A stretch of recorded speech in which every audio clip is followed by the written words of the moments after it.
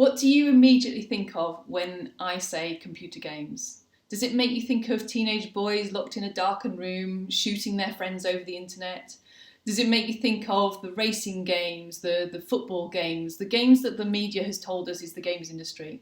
Well, I'm here to tell you about a different part of the games industry. Games are changing. There are now almost equal numbers of men and women playing games, and in fact some statistics show that there are more women in their 30s playing games than there are teenage boys. Games are more diverse, they're educating people, they're telling stories, they're developing empathy, they're helping people to go out and live healthier lives by teaching them how to do this. And they're also helping researchers to collect data which feeds into research in a way that it never has done before. I want to introduce you to some of those games over the period of this talk in the next sort of 10 minutes or so. And I want to show you how games can and actually already are starting to change the world. But first, let me tell you a little bit about me. So I'm Emma Cowling, and I work with business leaders to help them live more successful and more balanced lives by helping them to focus on the things that are most important to them and to deliver value, the value that only they can bring. Typically, the people that I work with are overwhelmed, stressed out. They're living lives which they might be high achievers, but it doesn't necessarily constitute success. And typically they haven't really invested in themselves and grounded themselves for quite a long time. Now, I use games and play as alongside my coaching as a way to make it more fun and more engaging and to bring out some very different results. Prior to this, and prior to setting up my own business, I was working to set up an initiative connecting the academia with the games industry through two large centres at the University of York. That's Digital Creativity Labs and the IGGY PhD Centre. And while I was doing this, I had to play lots of games, and I came across some amazing games which really had powerful messages, which also really engrossed me in them for hours on end.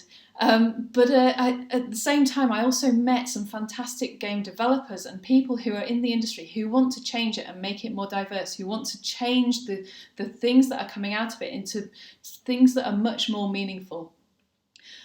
So let me tell you about some of the games that are there at the moment. So were you one of those people in summer 2016 out there with or without your kids trying to catch a Pokemon on your phone? Now, admit it, if you were, be honest. I was one of those people. For those that weren't, if you weren't, then let me tell you a little bit about Pokemon Go. So this is an augmented reality game, which means that you see the background of what's on your phone camera, but you also see things which appear in that environment. And in this instance, they're Pokemon characters, as you can see on the right-hand side of the screen.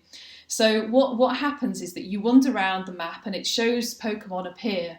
And as they appear, you can go and catch them with a little ball, and then you have collected that Pokemon. And there are lots of different types of Pokemon to collect. Now, and once you've collected a number of Pokemon, you can go and battle against other teams, because you're part of a team, to take over a particular location. Now, I have to admit, I wasn't really into the battles. I was much more a collector, and there are so many different types of Pokemon to collect with lots of different sort of characteristics. Now, this was a craze that took over sort of summer 2016. Teenage boys and younger kids as well were getting out there rather than being sat on the sofa, wandering around, semi-immersed in their phones, but they were out and about rather than sitting indoors. It wasn't just the kids though. Adults were playing Pokemon Go too. They were taking time out in their lunch break to go outside, get some fresh air and capture that rare Pokemon that had appeared around the corner. So it got them out and about too. Now, not only that, but it was a bit of a conversation starter. So how often would you have a 40-year-old couple going over and having a chat with a group of 13-year-old boys? And it also got people exploring and going to places that they wouldn't normally go to catch that rare and that Pokemon that they hadn't come across yet. So it was a really exciting game, and it had a massive craze in the summer of 2016, and it then died off, and the fad sort of died away, but not completely. There are still millions of players playing Pokemon Go. So is this a world-changing game? Well, it did get people out and about, walking to places that they wouldn't normally explore.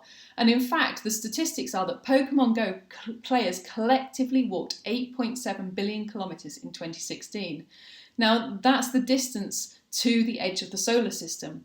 Of course, some of that would have been walked anyway, but that, I think, is a pretty amazing stat that's got people out and about. But not only that, in April of 2018, Niantic, who developed Pokemon Go, came together with Playmob, who developed Games for Good, and they ran the first ever Earth Day cleanup. Now, what was the Earth Day cleanup? Well, this was a message that went out to the Pokemon Go community to encourage them on a particular day to go to a site near them, somewhere that they might be gathering Pokemon, and go and collect litter and collect waste and clean up that particular area. Now, this is the results were fantastic. As a result of doing this thing, they were incentivized by the release of certain rare Pokemons, which was their big incentive. But then when you look at the statistics, so what happened, there were 500 events across 41 countries and 6 continents. 17,000 players volunteered a total of 41,000 hours, and 145 tons of trash was collected. Now, so this just demonstrates the power of games to engage a community in something which is meaningful to them. I'm sure you've come across Minecraft and heard of Minecraft. I've only really played it a little bit in VR, but my experience of it was pretty amazing. Minecraft is a virtual, for those that don't know, it's a virtual version of Lego, effectively. You go into a virtual world and you can create an environment of your own, a whole world of your own. You go out and you collect wood, and you collect stone and blocks, and you bring them back, and you can build a castle, you can build a house, you can build a farm, you can sort of bring up animals and grow crops. There are all sorts of things that you can do within this game.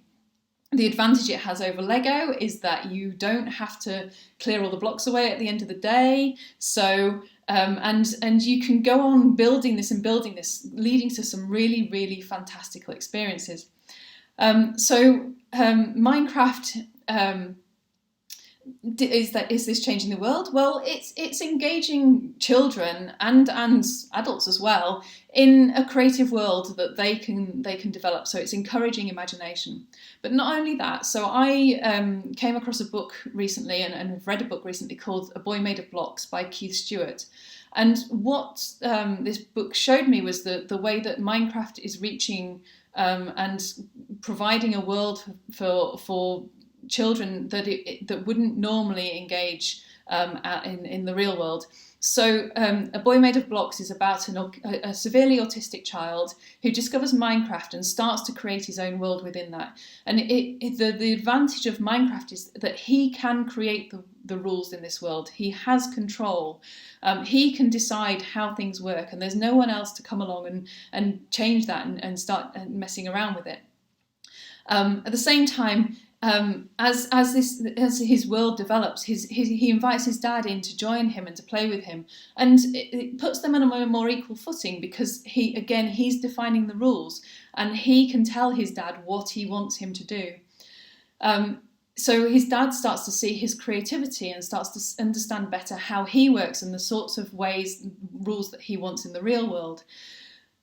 He then goes on to make friends due to his Minecraft knowledge, who also start to understand the talent that he has that they wouldn't have usually seen of him in the real world.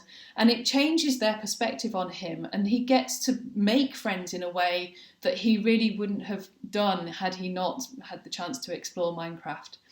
So I think this is a really powerful example of how computer games can help to build relationships that, especially for those people that might struggle to do that and to reach out in the real world. Next, I want to talk about that dragon cancer. Now games are very good for telling immersive stories and getting us hooked into what it might feel like to be in the lives of others. That dragon cancer is a story about, told from the perspective of some parents about the diagnosis of their son's cancer, which turns out to be incurable. It's a really, really powerful and hard-hitting game that makes you think about what it might be like to be in that sort of situation. It's told from the perspective of these parents, and they are the designers of this game. They're the ones who are telling the story, and they actually developed it as they were going through the experience. It is very tough, but it really does help to immerse you in their experience. But then what's also interesting is that they've brought these sort of lighter moments into it. So throughout there are kind of games and interactive experiences which just lighten the mood and really encourage you to be in the moment rather than being concerned about what might happen, really existing in the moment, enjoying that time that you have with the child now. Another game which encourages us to immerse ourselves in a story and understand someone else's world is Hellblade. Now, Hellblade is they're giving us a better understanding of mental health and in particular psychosis through experiencing it directly for ourselves by being the character. So Senua, who is the heroine of Hellblade, she's just suffered, prior to the game starting, some really intense and difficult life experiences. And in the game, you are effectively in her mind, experiencing her demons. And the idea is that the demons exist through voices coming from all angles who are criticising her, telling her she's useless, ridiculing her. And they also come out as enemies that she has to fight within the game. And one of the powerful things within this is that the enemies, you find out that the enemies that she's fighting are really a figment of her imagination. So it questions how best to challenge those demons that are a figment of our imagination.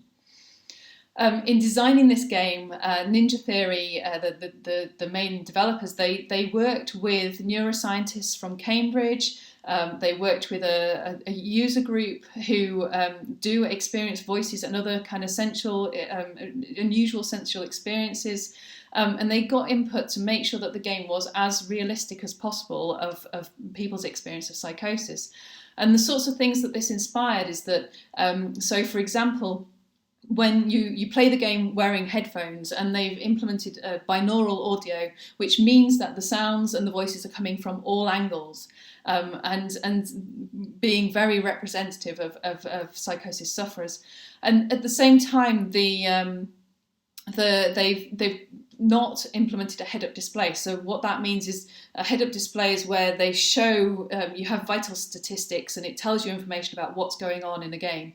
Now, they've decided not to do that. They've kept it as real as possible, and the only information that you have about what's going on is from these voices which are telling you things and warning you about things, but you don't know whether you can trust these voices or not. So there's a real kind of tension there as well.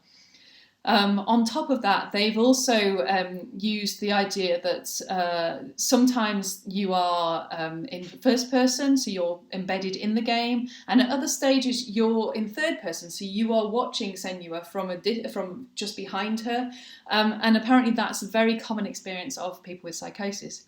But it's not just tough and difficult experiences. That is a large part of the game, but she also experiences some fantastic colours, experiences, and just some amazing events that are also representative of psychosis too. So this game has had fantastic feedback.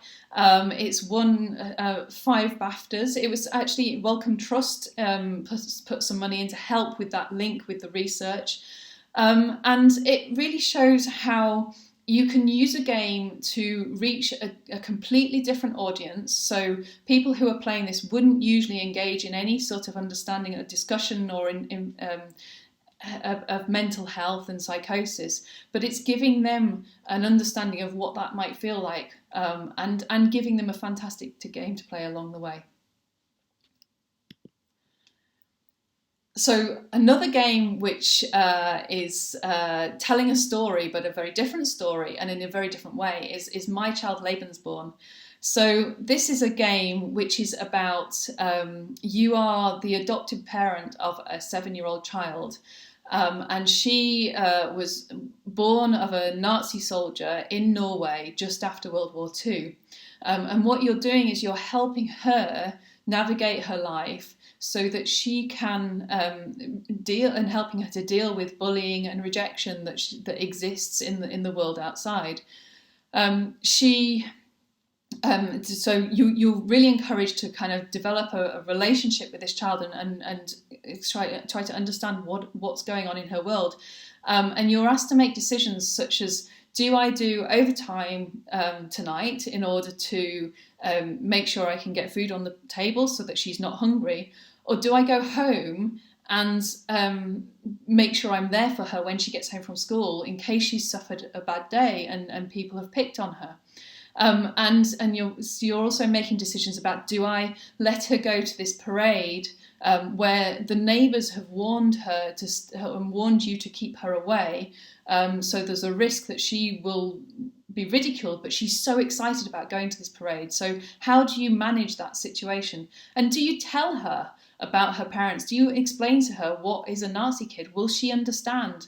All these very tough decisions.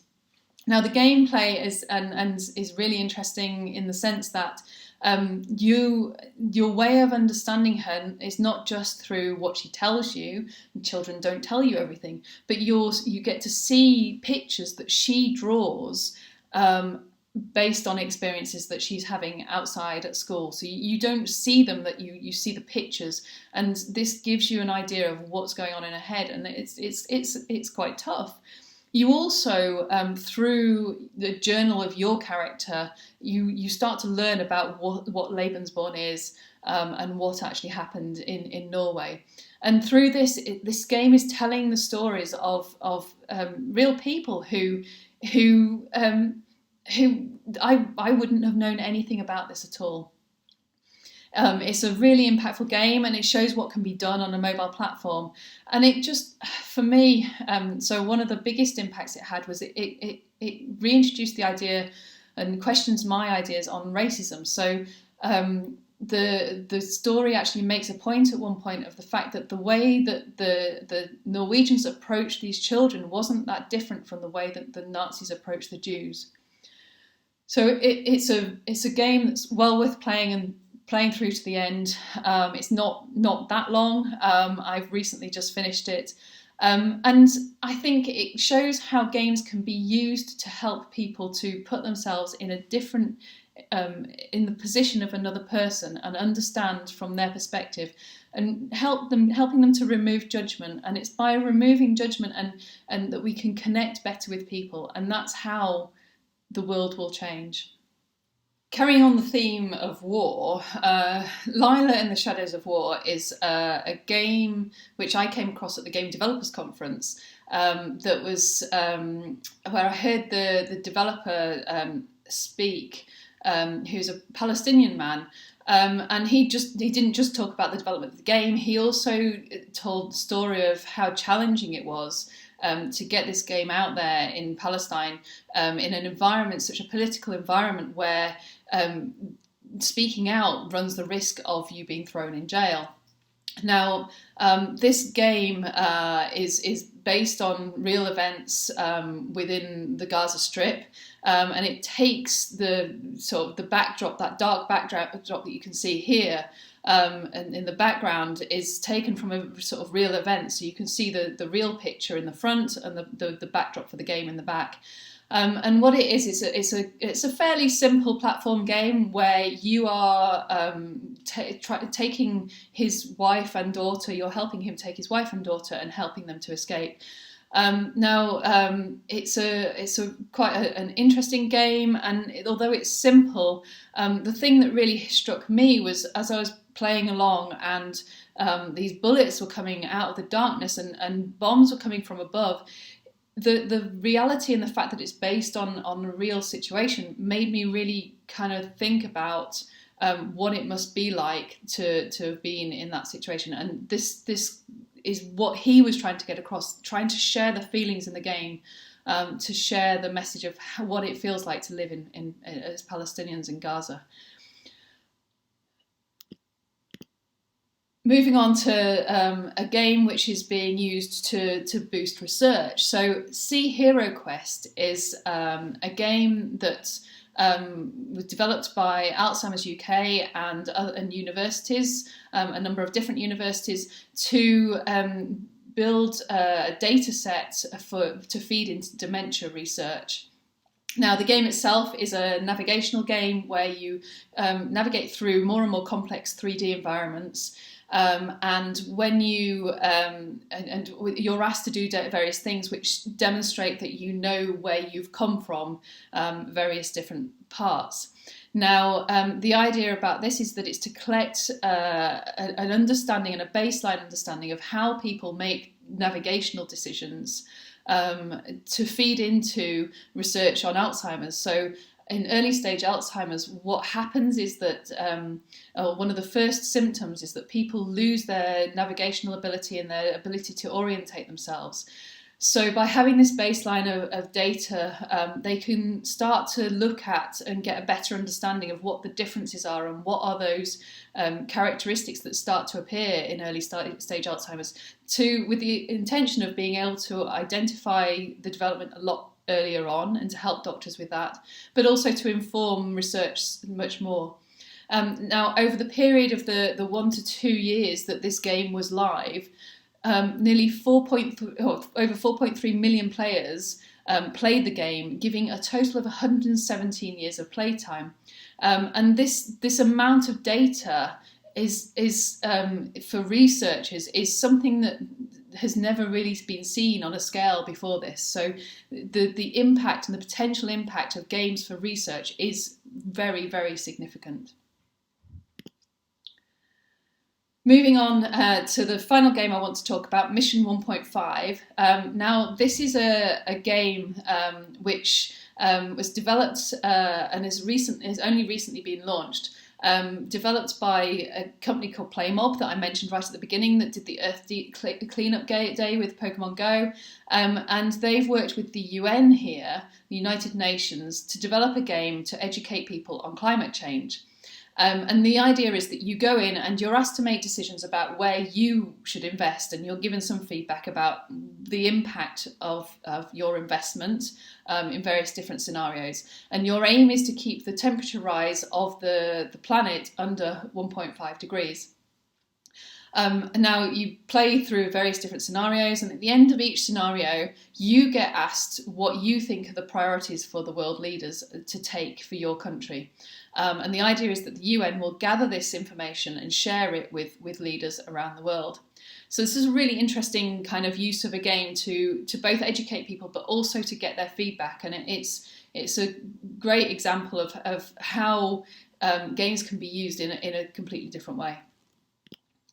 So over the last 10 minutes or so, I've introduced you to a range of different games which I think are changing the world.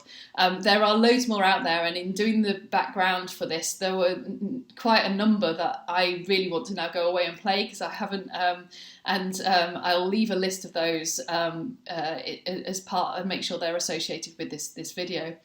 Now, so what do I want to get the message of what games can do? So games immerse us in stories, and they encourage us to get in there and think about what it's like, what the decisions are that need to be made, and they allow us to see the impact of making those decisions. And in that way, we develop more empathy and get really immersed in the world that we're living in.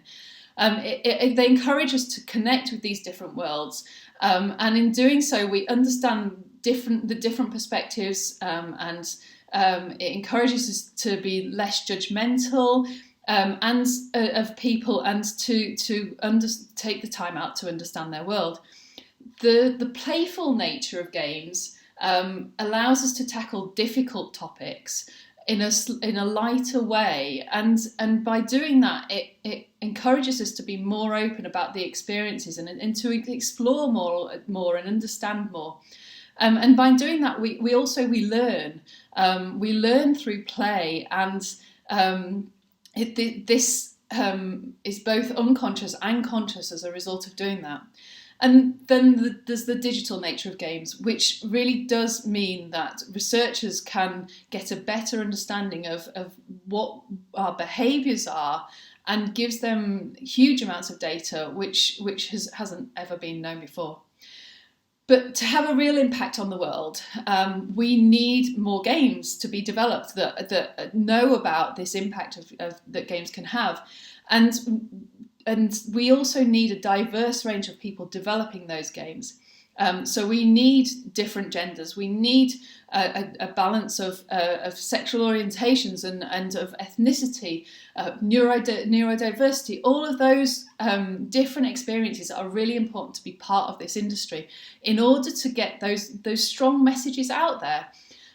So what can we do to support and make sure that these games come through?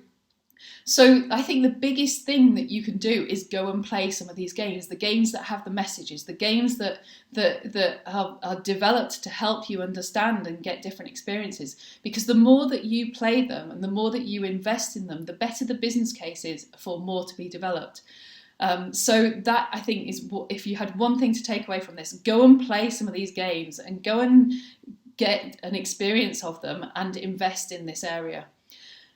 The other thing that you can do is have a think yourself about if you could make a game which portrayed your experience and helped people understand your world or had your message, what would that be?